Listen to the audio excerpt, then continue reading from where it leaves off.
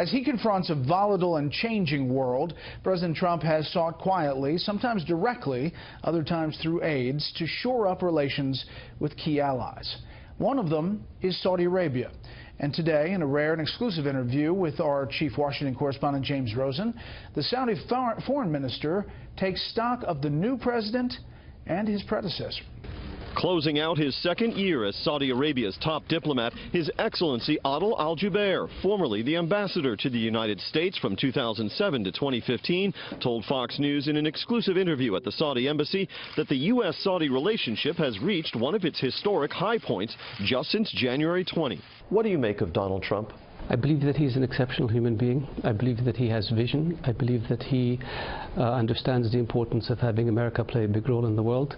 We support that. We have communicated in no uncertain terms with every player in the region that that's a red line for us. When President Obama declined to enforce the red line he had drawn against Syria's use of chemical weapons, America's Arab allies responded with disbelief and anger.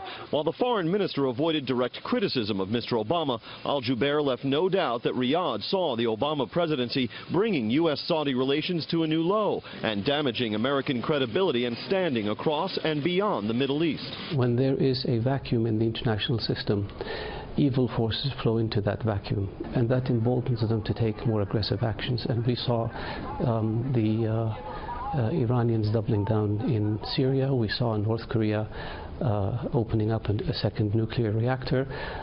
We believe those may not have happened had the red line been respected. The foreign minister said the nuclear deal the Obama administration and 5 other world powers negotiated with Tehran had, quote, a very negative effect in the region. And we've seen, after the agreement was signed, more intensive nefarious activities by Iran.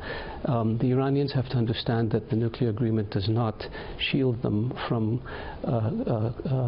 retaliation by the world for violating the ballistic missile accords or for violating human rights or for supporting terrorism. The Saudis see President Trump and his aides taking a harder line than Mr. Obama and his aides did on Iran. I believe they will be less forgiving of Iran's violations of the missile accord, its threats to maritime security in the Bab el-Mandab area and in the Straits of Hormuz.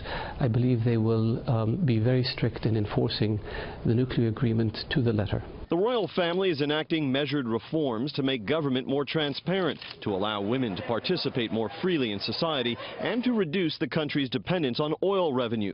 To that end, the kingdom is preparing what may prove the largest initial public offering in history for Aramco, the Saudi state oil firm. Our objective is to try to complete the IPO sometime in 2018. There are serious discussions with the New York Stock Exchange about having the New York Stock Exchange be one of the exchanges for the Aramco IPO, and I believe the decision will ultimately be made on the financial merits. And with respect to Yemen, where a Saudi-led military coalition has spent 2 years battling rebel forces backed by Iran, I asked the foreign minister what Riyadh's endgame is. He told me victory.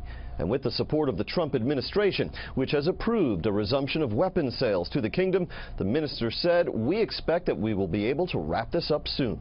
Brett? James, thank you.